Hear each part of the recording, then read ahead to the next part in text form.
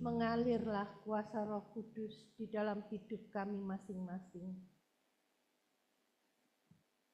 Kerinduan kami, hidup kami boleh memuliakan Tuhan. Kami boleh terus bertumbuh di dalam Tuhan, dan hidup kami boleh berkenan kepadamu. Di tengah-tengah dunia yang kacau balau, kami rindu ketenangan dari Roh Kudus yang memberikan ketenangan, kedamaian dalam hati kami, dan dapat membawa kami untuk dapat juga menjadi pembawa damai bagi dunia yang kelam. Engkau menolong hamba-Mu pada pagi hari ini ya Tuhan, untuk menyampaikan isi hati Tuhan. Tuhan ampuni dan layakkan hamba untuk boleh menjadi saluran berkat pada pagi hari ini. Biarlah firman Tuhan yang ditaburkan, boleh kami mengerti dan merubah kehidupan kami. Juga hamba-Mu sendiri. Hamba rindu Tuhan, Engkau terus memperbarui hidup hamba, untuk hamba juga boleh menjadi saluran berkat di tempat ini. Terima kasih Tuhan, berbicaralah kepada kami semua, urapi kami dengan Roh-Mu yang kudus. Di dalam nama Tuhan Yesus, kami sudah berdoa dan mengucap syukur. Amin. Silakan duduk. Bapak Ibu yang dikasihi Tuhan, kita akan bersama-sama pada pagi hari ini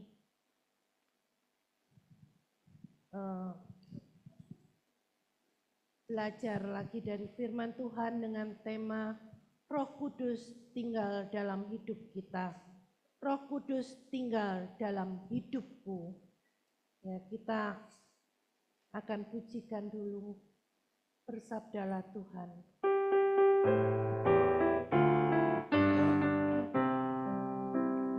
Bersabdalah Tuhan, kami mendengarkan.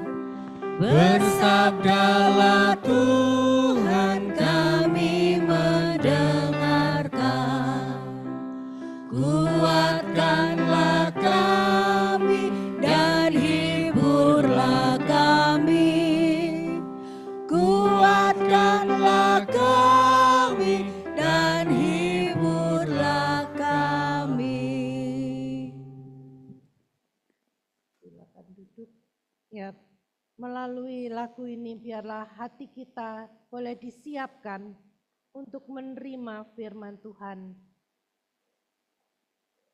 Ya, selamat pagi Bapak Ibu Saudara semua. Jika hari ini kita masih bisa beribadah dengan hati yang penuh sukacita, ya karena kebaikannya, sehingga kita bisa menyanyi, memuji Tuhan bersama-sama hari ini, semua karena kebaikan Tuhan, karena kemurahan Tuhan dalam hidup kita. Ada yang datang dengan keluarga, dengan pasangan, dengan anak, dan semuanya boleh datang dengan sukacita. Ya. Jangan ada yang datang dengan terpaksa. Kalau aku nggak datang, aku nanti ditanya Ko Heri, aku ditanya Pak Rio, ditanya Bu Devi. Ya wes aku datang, tapi di gereja aku mau tidur. Ya. Aku mau tutup mata. Kadang dari sini kelihatan yang mana yang buka mata dengan serius, yang mana tutup mata atau pegang HP, sepertinya membaca Alkitab, tapi mungkin scroll yang lain. Ya. Tapi hari ini firman Tuhan mengingatkan kita, mari kita menyambut firman Tuhan. Roh Kudus tinggal dalam hidup kita. Tapi kalau kita mempersilakan Dia tinggal dalam hidup kita. Mari kita membaca firman Tuhan dari 1 Korintus 6 ayat 19, 20 dan juga 1 Petrus 1 ayat 18 dan 19. 1 Korintus 6 ayat 19 dan 20. Saya minta tolong dibacakan oleh semua pemuda pemuda membacakan 1, 2, 3. Atau pemuda itu termasuk Vano, siapa, Re, ya, siapa lagi, Dimas, semua pemuda-pemudi. Yuk, 1, 2, 3. Atau tidak tahukah kamu bahwa tubuhmu adalah bait Roh Kudus yang diam di dalam kamu, Roh Kudus yang kamu peroleh dari Allah, dan bahwa kamu bukan milik kamu sendiri, sebab kamu telah dibeli dan harganya telah lunas dibayar. Karena itu, muliakanlah Allah dengan tubuhmu. Kita semua membaca dari 1 Petrus 1 ayat 18 dan 19. 1, 2, 3. Sebab kamu tahu bahwa semua ya membaca. Sebab kamu tahu bahwa kamu telah ditebus dari cara hidupmu yang kamu warisi dari nenek moyangmu. Itu bukan pula dengan perak atau emas, melainkan dengan darah yang mahal, yaitu darah Kristus yang sama seperti darah anak domba yang tak bernoda dan tak bercacat. Firman Tuhan ini tidak perlu lagi butuh penafsiran-penafsiran yang lain, karena sudah sangat jelas bahwa hidup kita, kalau kita bisa mengenal Tuhan, itu karena Tuhan ya, sudah menebus kita. Ya.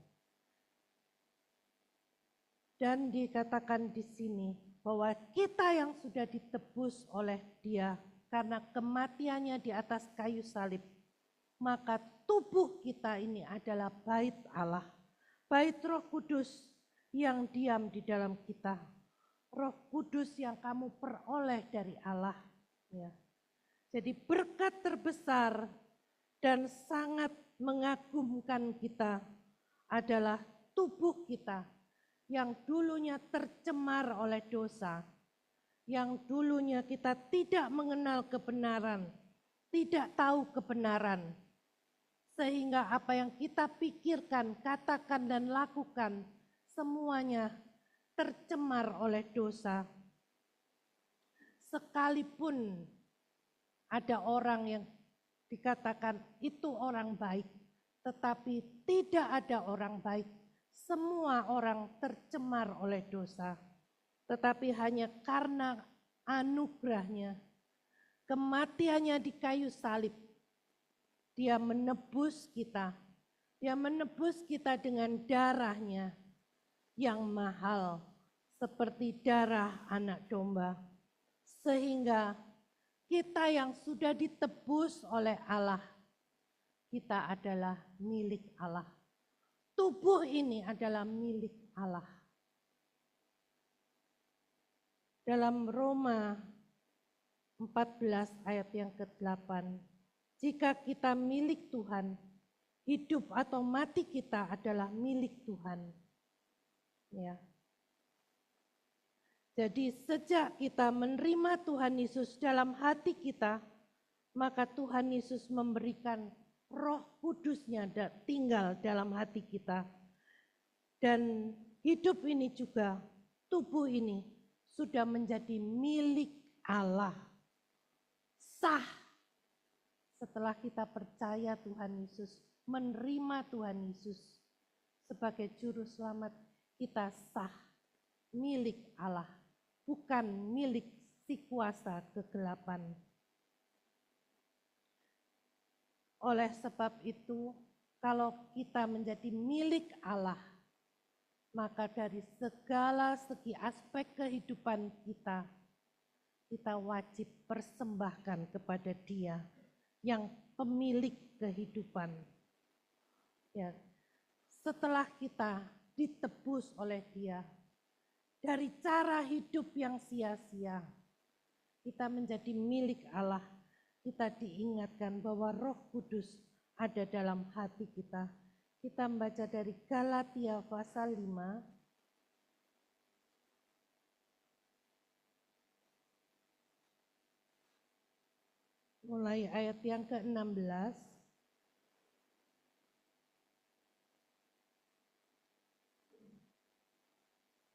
Galatia 5 mulai ayat yang ke-16 sampai yang ke-19.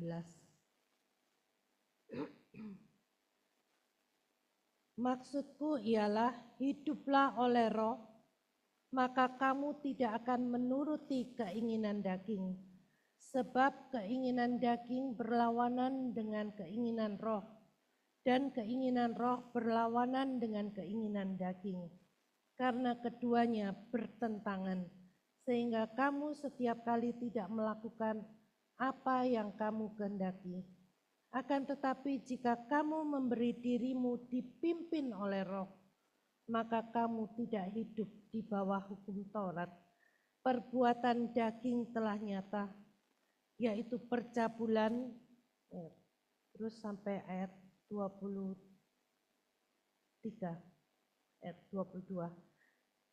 Perbuatan daging telah nyata, yaitu percabulan, kecemaran, hawa nafsu, penyembahan berhala, sihir, perseteruan, perselisihan, iri hati, amarah, kepentingan diri sendiri, percideraan, roh pemecah, kedengkian, kemabukan, pesta pora, dan sebagainya. Terhadap semuanya itu kuperingatkan kamu, seperti yang telah kubuat dahulu, yaitu Rasul Paulus, bahwa barang siapa melakukan hal-hal yang demikian, ia tidak akan mendapat bagian dalam kerajaan Allah. Ya, karena kita telah ditebus oleh Allah, ya, melalui kematian Tuhan Yesus di kayu salib, maka kita seharusnya merelakan diri untuk dipimpin oleh roh itu, dipimpin oleh Roh Kudus yang Tuhan sudah curahkan dalam hati kita sejak kita menerima Tuhan Yesus. Jikalau kita tidak menyerahkan hidup kita untuk dipimpin oleh roh, kita menjadi orang Kristen yang sama seperti orang dunia yang tidak mengenal Tuhan, maka hidup kita akan hancur. Tapi kalau hidup kita dipimpin oleh roh, dia harus mau meninggalkan hawa nafsu kedagingan, yaitu yang macam-macam tadi di sini. Karena apa yang dipimpin oleh roh berlawanan dengan keinginan daging. Keinginan roh membawa seseorang untuk hidup di dalam jalan yang benar. Tetapi keinginan daging membawa seseorang pada kehancuran. Tuhan mengingatkan kita, kita telah ditebus. Hidup ini, tubuh ini milik Tuhan. Seorang remaja yang kuat, sehat, ganteng, gagah, tapi miskin. Ya. Dia pengen punya iPhone terbaru. Ya, orang tuanya miskin, dia miskin. Kemudian, tapi dia kepingin iPhone terbaru. Dia pengen main game yang seru. Apa yang dia lakukan? Jual ginjalnya. Dia menjual satu ginjalnya. Dia pikir, aku sehat, aku bisa hidup dengan satu ginjal. Aku mau jual ginjal. Kemudian dia menjual, dia operasi, ya, dia tanya-tanya, dia operasi. Setelah operasi ginjal, 1 minggu di rumah sakit dia keluar, dia bisa membeli iPhone dengan uang itu. Dia memakai iPhone itu, tapi setelah itu tidak lama kemudian infeksi. Ya, ginjal yang satunya tidak berfungsi. Kemudian dia makin kurus dia sakit. Karena dia tidak tahu bahwa tubuhnya berharga sebenarnya. Ginjalnya berharga seharga iPhone. Tetapi tubuh kita seharga darah Kristus.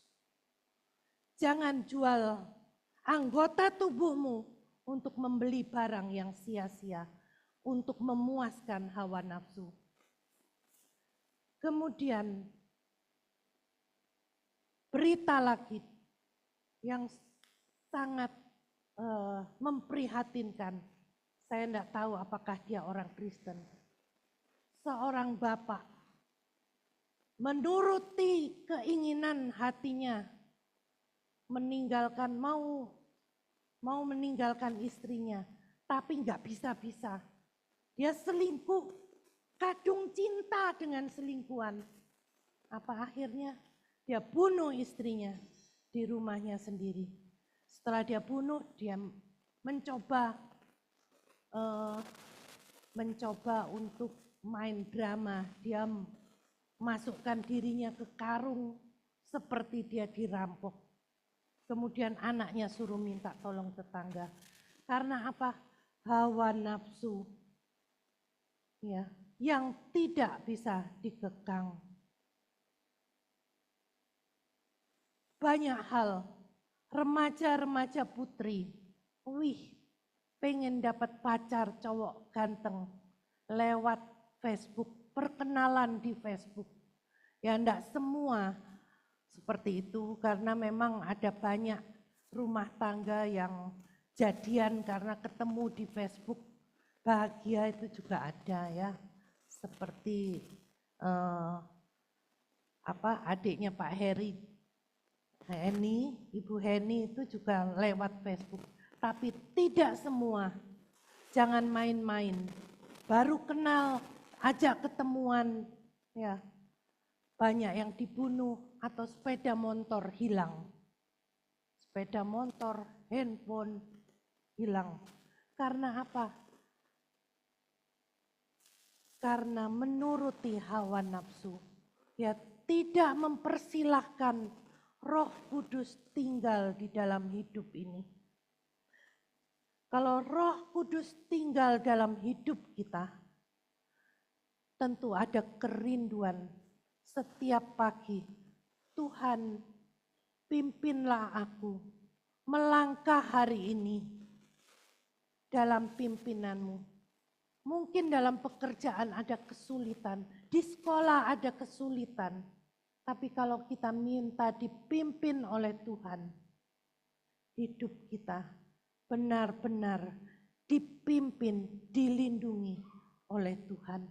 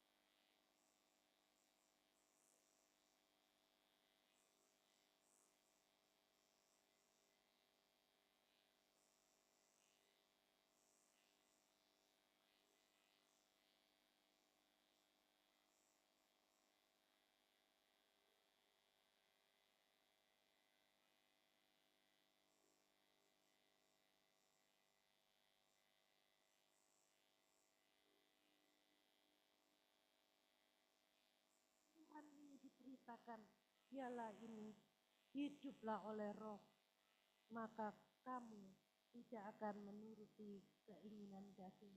Kalau kita mau hidup oleh Roh, dipimpin oleh Roh, setiap pagi kita mengundang Tuhan untuk berbicara, kita punya relasi dengan Tuhan. Tuhan berbicara mengisi hati kita, maka kita dapat menang atas dosa, menang atas kita tidak akan menuruti keinginan daging.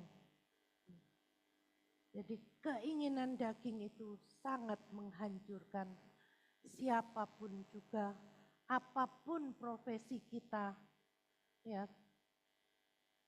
Kalau kita tidak menjaga, tidak sungguh-sungguh menaruh firman dalam hati kita, meminta Roh Kudus memimpin kita.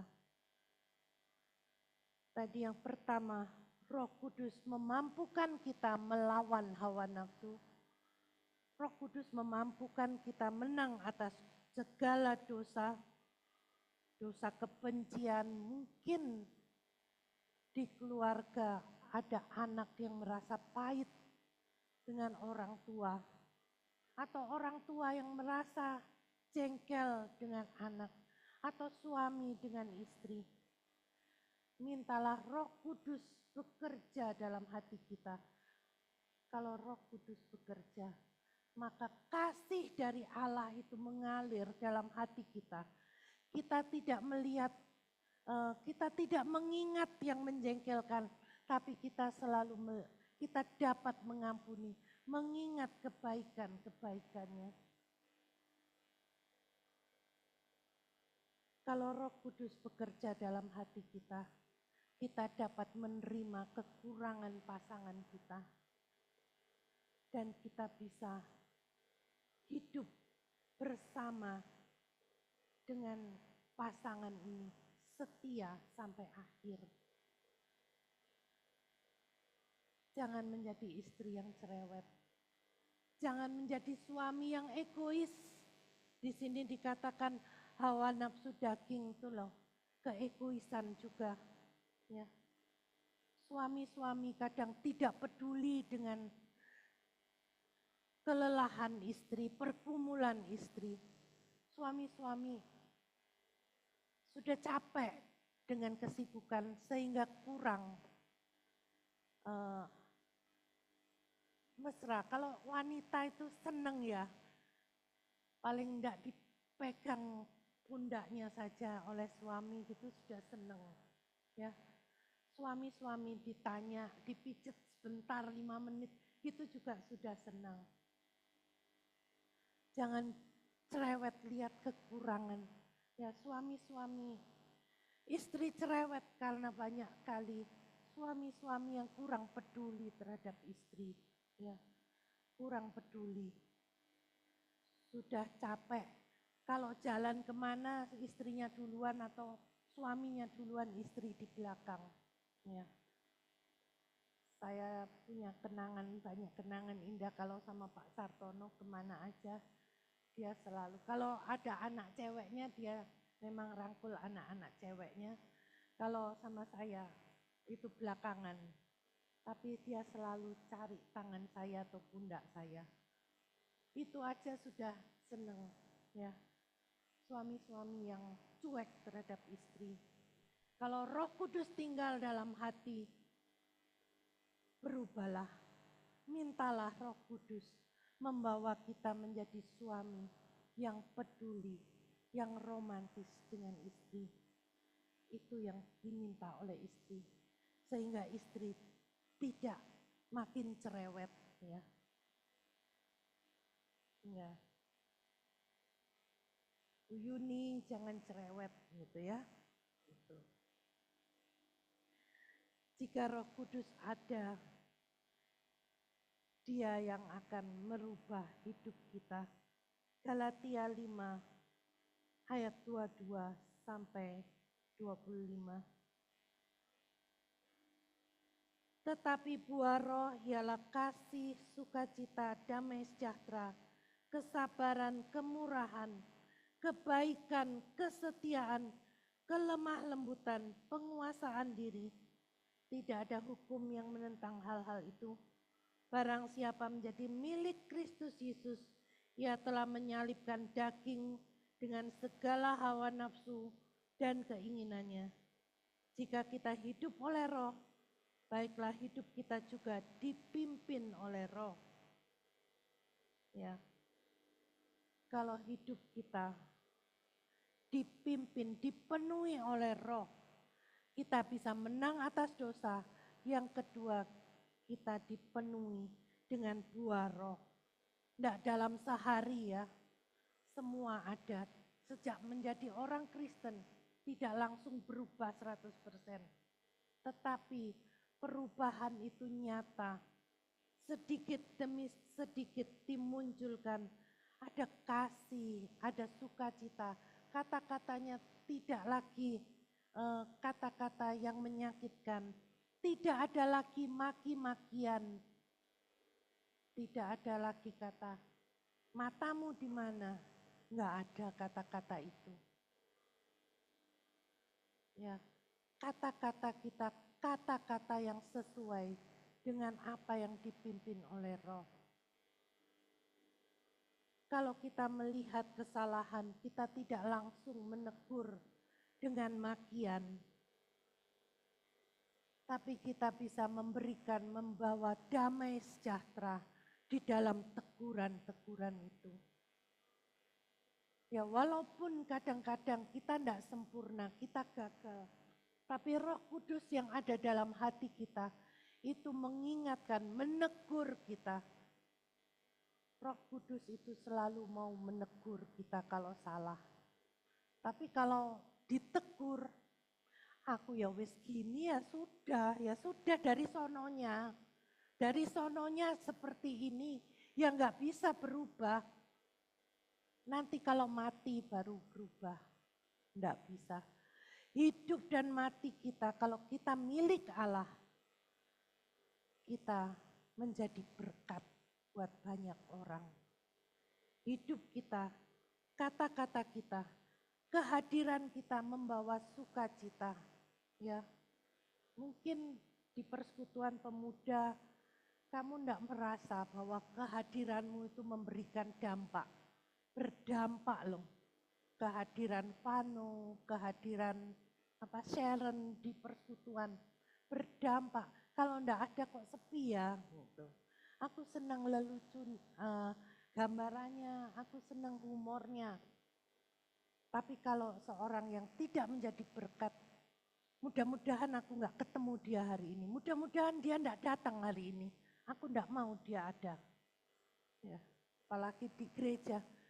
Semoga orang itu tidak datang di gereja. Semoga nggak ada yang seperti ini. Semua rindu bahwa kita semua saudara seiman.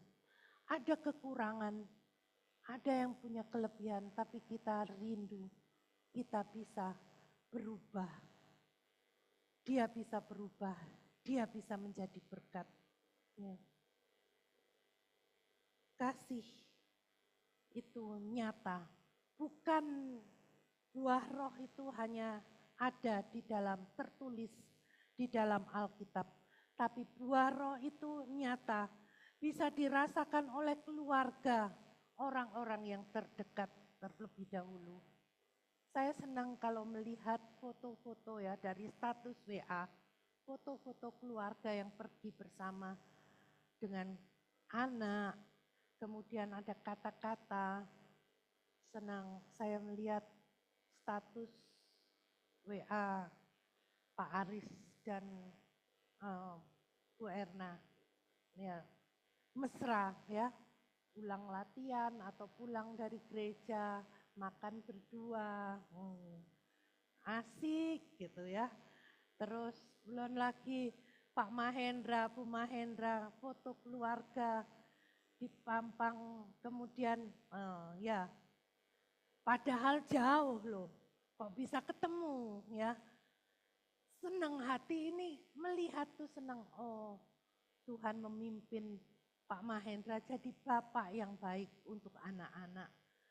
menjadi bapak, suami yang baik bagi istri. Kalau enggak istrinya ditinggal bapak tok pergi ke Bandung, ke Jogja, atau istri aja yang pergi ke mana-mana. Enggak, tapi bersama. Saya senang melihat itu ya. Dan biarlah kita semua mempunyai cerita yang indah di dalam keluarga setelah kita ditebus oleh Tuhan. Cerita kita cerita yang indah, yang memberkati banyak orang. Roh Kudus yang tinggal dalam hidup kita, mengubahkan kita. Orang yang keras, yang jahat, orang yang cerewet, tetapi menjadi orang yang penuh kasih, menjadi berkat di rumah, di keluarga besar, di gereja, dan dimanapun. Dan orang yang memuliakan Tuhan, ya, yang hidupnya dipenuhi oleh Roh, dia memuliakan Tuhan. Dia tidak kekurangan sesuatu pun yang baik. Tuhan menolong orang benar tepat waktu, sekalipun dalam kesesakan. Oleh sebab itu mintalah hidup ini dipenuhi oleh Roh, sehingga kita semua hidup di dalam kasih dan menikmati hidup ini. Ya, dunia yang kacau, tetapi kita dapat menikmati hidup di dalam damai sejahtera Allah. Sebelum saya menutup khotbah ini, ya, saya minta seseorang akan menyaksikan bagaimana Tuhan sudah merubah hidupnya. Ada buah roh yang nyata yang Tuhan taruh dalam hidup, Tuhan anugerahkan. Silakan.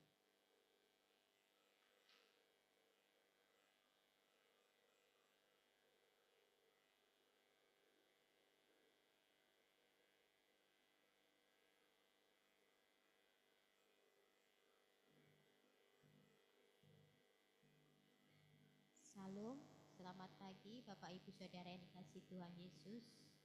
Terima kasih untuk pagi hari ini yang diberikan pada saya untuk kesempatan menyaksikan cinta kasih Tuhan dalam kehidupan saya secara pribadi. Seperti Bapak Ibu Saudara ketahui bagaimana latar belakang saya, bahwa saya dari keluarga muslim, semuanya keluarga muslim. Bapak saya guru ngaji di desa kami di Kediri sana, dan anaknya murtad. Dan itu apa ya, suatu mungkin ya saya nyadari suatu pukulan terbesar bagi keluarga juga orang tua saya kalau anaknya itu berpindah agama, berpindah keyakinan. Bagaimana penolakan keluarga saya dari bapak saya itu menolak saya secara manusia. Saya itu marah, sedih. Aku anaknya, bagaimanapun aku tetap anaknya, ini pilihanku. Kok aku dijauhi dan dibenci, bahkan rasanya itu seperti apa ya, najis gitu di keluarga itu, seperti itu. Tapi puji Tuhan, kalau saya kuat, saya bisa menjalani dan saya masih berpengharapan terus kepada Tuhan Yesus itu karena Roh Kudus yang menguatkan saya, yang menolong saya. Saya kuat dan sampai saudara saya bisa menerima saya kembali. Bahkan orang tua saya yang tidak mau mengakui saya, mau kembali ke mengakui anaknya, mau kembali menerima apa yang diberikan anaknya. Sampai saya apa ya, nelongso, kalau dibilang kata nelongso itu orang Jawa itu, waktu suami saya bilang, "Dek, coba tebak siapa yang datang ke dasar ke pasar itu?" "Siapa, Mas?" "Orang rambut putih, itu bapak saya." Itu sukacita yang sungguh luar biasa saya rasakan saat bapak saya mau menerima dan kembali mengunjungi kami. Itu sukacita yang sungguh luar biasa. Kita tidak bisa memberi banyak kepada orang tua, tapi sedikit saja pemberian kami diterima oleh orang tua, itu sudah anugerah yang luar biasa. kami bisa melaluinya itu bertahun-tahun. Itu semua karena kasih anugerah dari Tuhan dan pertolongan Roh Kudus yang ada dalam diri kami, saya dan suami, untuk bisa melalui dan menguatkan kami. Begitu pula saat saya harus dipilih menjadi koordinator di PW. Secara manusia saya tidak mampu. Saya bilang sama Tuhan, Tuhan, saya nggak bisa, saya nggak ngerti Tuhan. Tapi kalau Tuhan sudah memilih, Tuhan pasti melengkapi. Dan puji Tuhan, Tuhan mengirimkan ibu-ibu untuk menolong saya. Ada Bu Devi yang selalu membimbing saya, mengingatkan saya. Bu Erna yang menolong saya, mengajari saya. Bu Retno yang menolong saya. Bu Linda yang menolong saya. Bu Eli yang selalu mensupport saya, selalu menelpon saya. Saya mengucap syukur semuanya itu karena Roh Kudus yang mendorong saya, menguatkan saya untuk tidak mundur, untuk tidak menyerah, untuk selalu semangat di dalam pelayanan di PW. Dan perubahan-perubahan besar yang Roh Kudus berkarya di dalam hidup saya. Yang tadi Bu Devi sudah firmankan, sudah khotbahkan tadi. Sebagai seorang ibu itu biasa ya kalau cerewet itu. Nah, saya itu ya cerewet di rumah itu. Anak-anak saya bagus, Dinda, Ayub yang jauh dari saya pun juga saya cereweti. Bahkan juga bapaknya itu luar biasa saya cereweti itu gambaran. Nah, maksudnya cerewet-cerewet itu loh, Dek. Nah, itu saya rasa itu manusiawi, tapi lambat laun saya diubah, tidak jadi cerewet lagi. Iya. Dan itu sudah saya tanyakan sama anak-anak dan memang anak-anak sudah bilang, ibu lo sabar lo. Ya itu. Dan saya juga kalau khawatir ya, kalau masalah dulu itu sekolah anak-anak, Pak ini waktunya bayar sekolah anak-anak segini-segini, kita nggak ada uang sama sekali. Dan puji Tuhan, Tuhan tolong. Itu semua karena apa? Karena Roh Kudus yang sudah menguatkan kami untuk tidak khawatir dan selalu berserah kepada Tuhan Yesus. Ya itu mungkin kesaksian saya, perubahan-perubahan besar yang Tuhan sudah nyatakan dalam kehidupan saya melalui Roh Kudus yang tinggal dalam hidup kami, saya, suami dan anak-anak. Puji Tuhan, saya punya anak-anak, bukan anak-anak yang nakal, anak-anak yang nurut sama orang tua. Meskipun mereka sudah besar-besar, tapi puji Tuhan mereka nurut sama orang tuanya. Ya, mungkin ini kesaksian saya yang singkat. Terima kasih, Tuhan Yesus memberkati.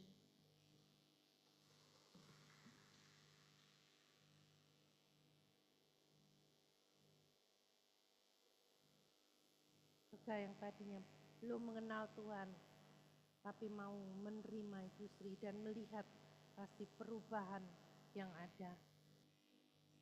Kita berdoa untuk firman Tuhan yang sudah kita dengar pada pagi hari ini. Biarlah kita masing-masing merindukan Roh Kudus berkarya dalam hidup kita. Saya mohon untuk kesediaan Bapak Pendeta Rio berdoa.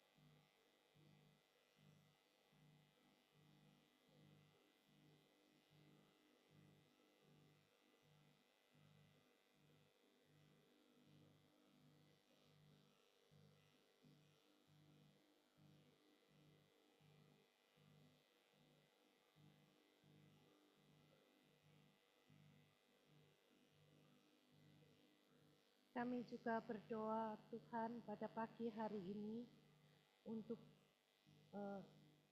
seal Sekolah Injil liburan tanggal 23 sampai 24 Juni untuk anak-anak Siforsi dan PPA di tempat ini.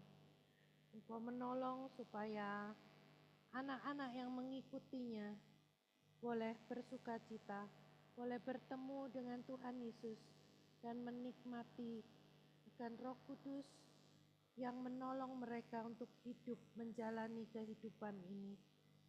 Kami berdoa untuk semua yang melayani, Engkau juga mempersiapkan. Terima kasih Tuhan. Kami berdoa untuk jemaat Tuhan yang mengalami kelemahan tubuh. Kami berdoa untuk Bapak Ayub yang mengalami sakit mata dan juga ada bisul di perut, kiranya Tuhan menjamah dan menyembuhkan. Juga untuk Marvel yang sakit dengan gejala tifus, juga Tuhan tolong dan memberikan kesembuhan. Kami berdoa untuk Ibu Tari Sawidi yang sudah menjalani operasi mata, biarlah Engkau memulihkan matanya dan biarlah dia tetap berpengharapan kepada Tuhan.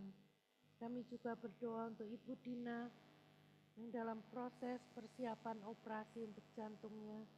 Kami juga berdoa kiranya Tuhan menolong, memberikan kekuatan dan kesehatan sehingga operasi ini dapat dilakukan dan juga Tuhan dapat memulihkan kesehatannya. Kami juga berdoa untuk Bapak Heri yang menunggu jadwal kateterisasi jantung. Tuhan juga menolong, memberikan kekuatan dan kesehatan. Kami juga berdoa untuk semua pos PI yang ada, yang membutuhkan biaya untuk beribadah, untuk gedung, baik itu pos PI di Palu, Tulungagung, juga pos PI Denpasar. Tuhan menolong, menyediakan apa yang mereka butuhkan sehingga mereka tetap dapat beribadah, membawa jemaat untuk tetap beribadah kepada Tuhan. Terima kasih ya Bapa. Kami mau menyerahkan untuk jemaat di tempat ini yang masih mengalami pergumulan, yang masih belum mendapatkan pekerjaan. Tuhan membuka jalan, dan yang masih mempunyai pergumulan baik ekonomi maupun pergumulan masalah rumah tangga. Tuhan Kau memberikan jalan keluar. Dan biarlah Roh Kudus itu yang menolong, berbicara kepada mereka, untuk mereka menemukan pertolongan Tuhan tepat pada waktunya. Terima kasih ya Tuhan. Kami berdoa untuk yang berulang tahun, untuk Ibu Yosefin tanggal 12 Juni. Terima kasih Tuhan sudah memberikan kesehatan kepadanya. Dan terima kasih Tuhan sudah menolong kehidupan Ibu Yosefin sehingga boleh menjadi istri, menjadi mama yang baik bagi anak-anaknya. Kami bersyukur juga biarlah anak-anaknya walaupun jauh dari Bapak Ibu Frankie, mereka tetap berada dalam pemeliharaan Tuhan. Terima kasih ya Tuhan. Kami juga berdoa untuk Bapak Hasian yang berulang tahun tanggal 13 Juni. Tuhan juga memberkati untuk tahun-tahun ke depan, di mana dia juga akan menjadi ayah dari 2 orang anak. Tuhan memberkati kehidupannya, pekerjaannya, dan rumah tangganya. Terima kasih Bapa. Kami mau menyerahkan semua doa-doa kami hanya ke dalam tangan Tuhan yang telah mengajar kami berdoa. Bapa kami yang di surga, dikuduskanlah nama-Mu, datanglah kerajaan-Mu, jadilah kehendak-Mu. Berikanlah kami pada hari ini makan kami seperti